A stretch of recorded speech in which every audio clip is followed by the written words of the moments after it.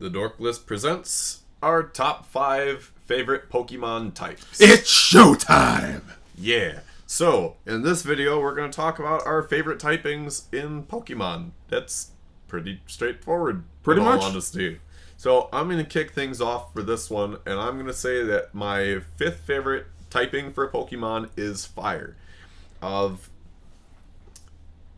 In terms of the Fire type, it was one of the first types that was the least represented in terms of, well, at least like with starters. Because if in Generation 1, if you did not get a Charmander as your starter, the other two options that you had were either Ponyta or Growlithe.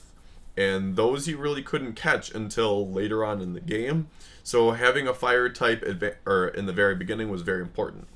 Not to mention, in contrast to Water and Grass, Fire has 3 weaknesses, Water has 2, and Grass has 5, I believe. So Grass is just getting trounced by everybody. But Fire types are generally just really cool Pokemon. The vast majority of them are all like special attackers, but there are a few physical ones in the mix too.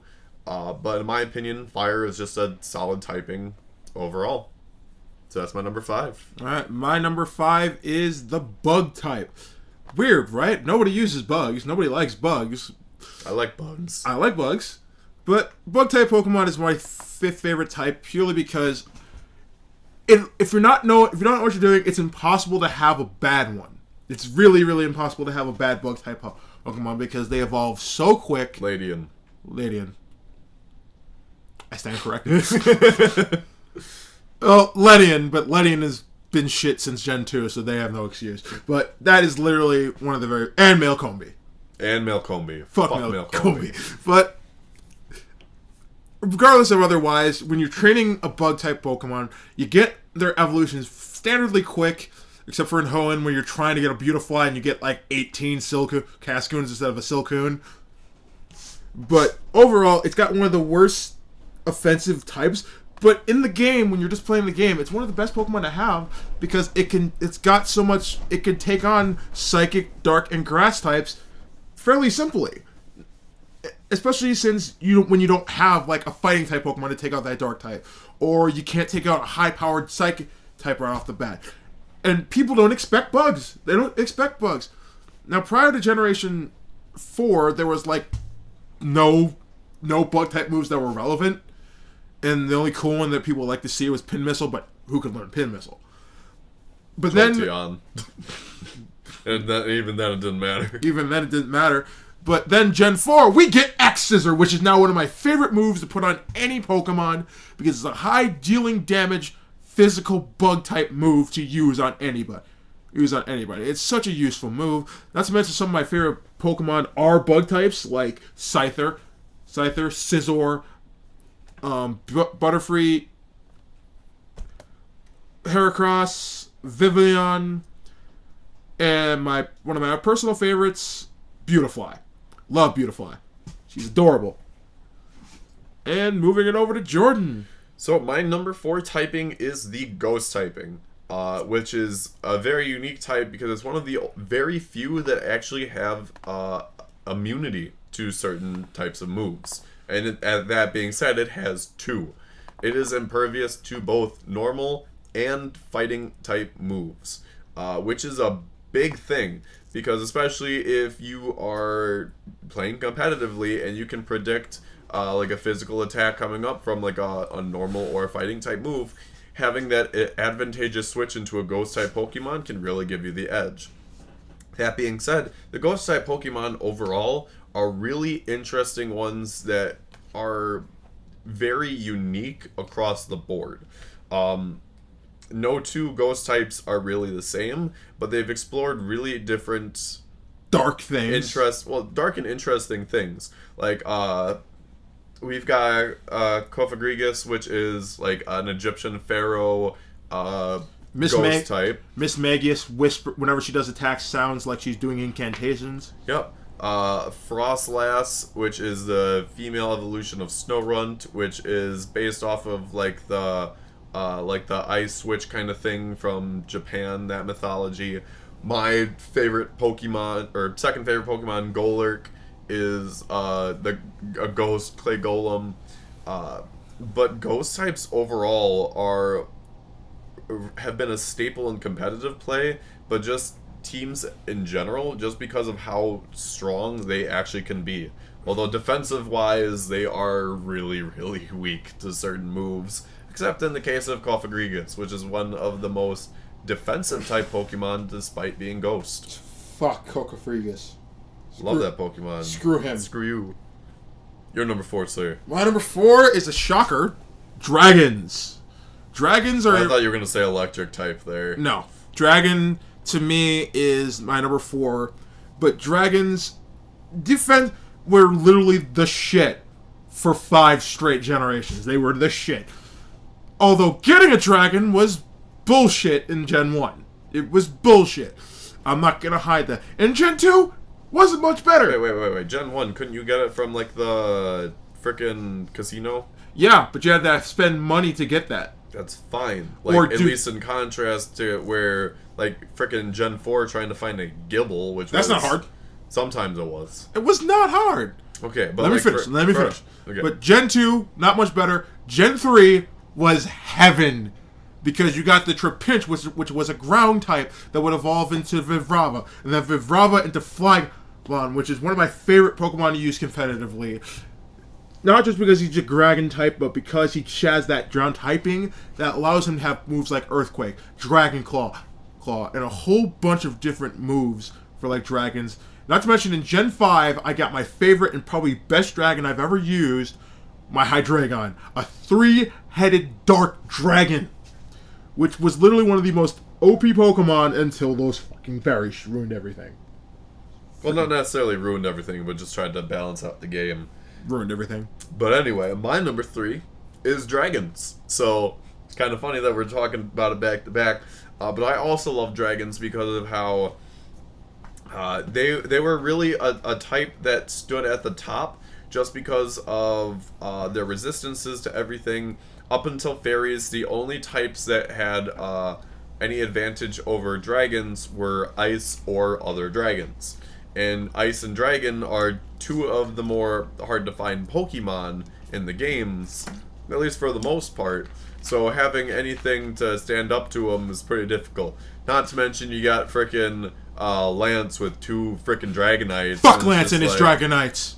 Like, no, fuck Lance in general. Dang, son. I'm sure the ladies would want to, but anyway.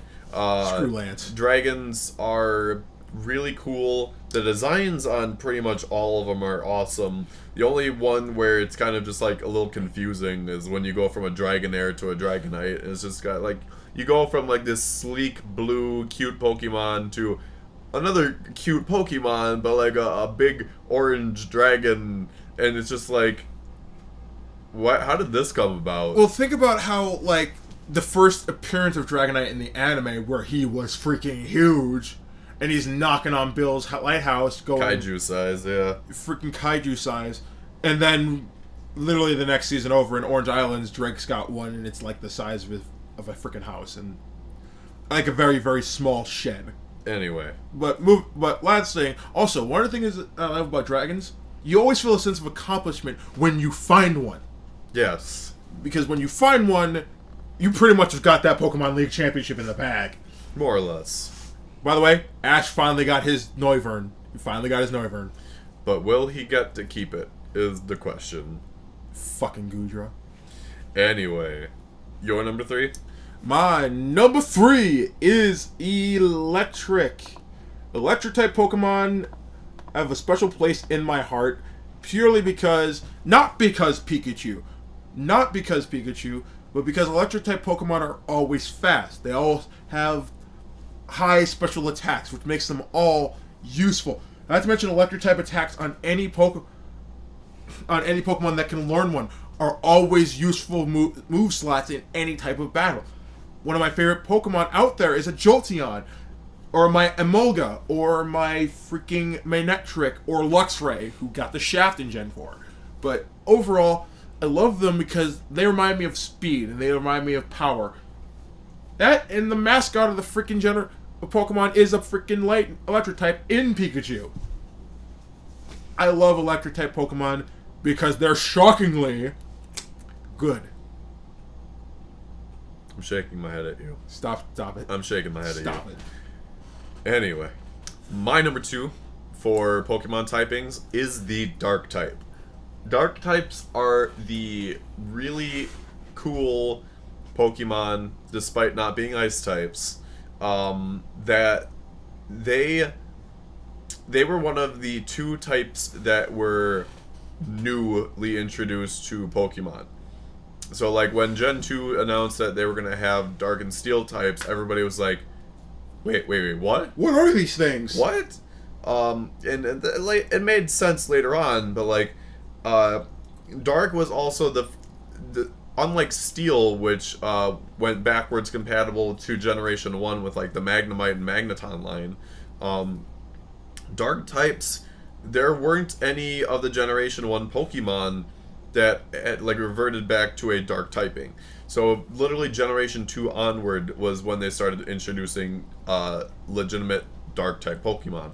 And they are a force to be reckoned with. Not to mention they were hard to get back then.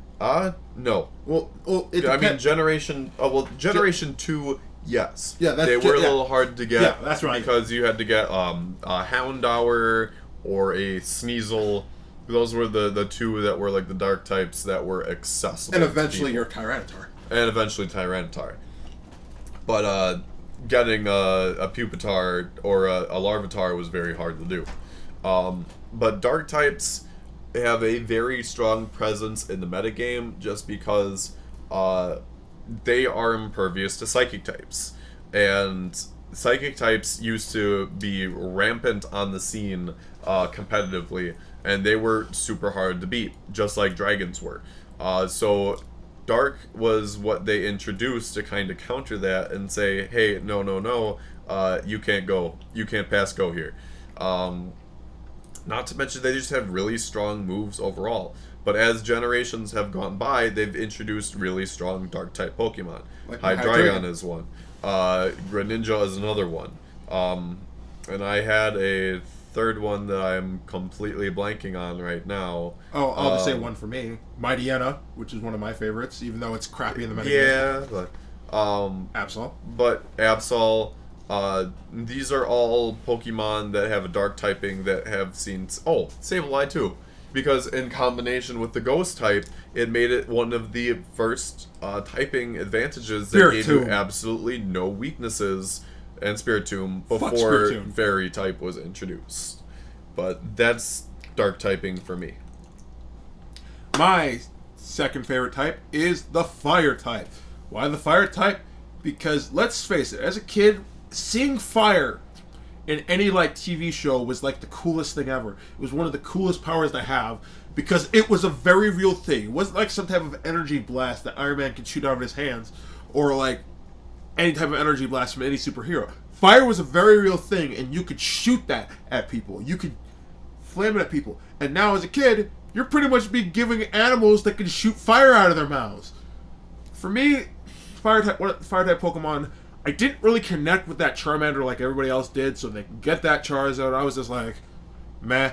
But getting my Typhlosion and my Cyndaquil made me lose my shit because it could make a burning mane on its back. And Pokemon like the original legendary Pokemon, my Arcanine, who could learn extreme speed and had highly incredible speed. And Fire-type Pokemon had just been a presence in every single generation, except for Gen 4, where walking around Sinnoh, you only had access to 2. And if you denied that first Fire-type Pokemon, the only other one you could get was a Ponyta. And possibly your Heatran way down the line. Screw Gen 4 for Fire-type Pokemon. Screw it. But overall, Fire-type Pokemon are awesome. Burning Spirit, Burning Passion. Feel the burn. Feel the burn. I love how you don't laugh, you don't shake your head at me for that pun. Because I feel the burn. But political stuff aside, my number one favorite type is the Steel type. Man, Steel was an awesome type that got introduced in Generation 2. I mean, like I said, we went backwards when we got Magnemite and Magneton made those Steel types, but that's also where we turned an Onix into a Steelix, and we turned Scyther into Scizor. And man, did it make all the difference. Because up until Generation 6, Steel was super strong as a defense type Pokemon to anything. Because it resisted pretty much... Well, it resisted a lot of the stuff. The only things that it did not resist were fire, fighting, and ground. Which, in the terms of ground, that is a big weakness just because literally anything in their grandma has access to Earthquake as an attack move. Which is, the biggest and strongest ground type move of like the game that's most widely spreadly used. But Steel overall still had resistances to some of the other strong typings in the game. But they got rid of the ghost type resistance going into Generation 6, which still felt really odd to me. That because of all the most things, ghost types have levitate anyway. That doesn't have any effect on Steel types, but so like they made it so that Steel was strong against Fairy, but they took away the resistance to Ghost type moves, which really sucked then for anybody that had like a Metagross because or a Bronzong for that matter, because at that point Ghost types had a super effective effect on them. But overall, Steel types are super duper strong. And they have a few like standout names, like with Scizor and Metagross and Aggron and Lucario as some of their really strong type Pokemon. Is it the best supported typing? No, and I can vouch for that considering I made a Steel team at one point to be a gym leader for. But yeah, I still love Steel type. I wish it had more support. I wish they would give them more Steel type attacks and special attacks. But then again, we also look to use Steel types to take out those pesky fairies. Yeah. But I digress, and I move on to Darian's number 1. My number 1 type of Pokemon is fighting types. Long story short, this is not a wrestling thing. Shocker! But fighting type Pokemon have recently been stood out to me as the best type I've ever used in anything. Especially when you look at fighting types in general. Like, you have Mienfoo, or you have Lucario, or heck, you have a lot of attacks in the fighting type pool have high critical hit ratios. Like Cross Chop. And not to mention, a lot of Pokemon have the secondary type of fighting types. Like those pesky Blaziken, Emboars, and Infernape. They didn't get the hint after 3 gens of doing it.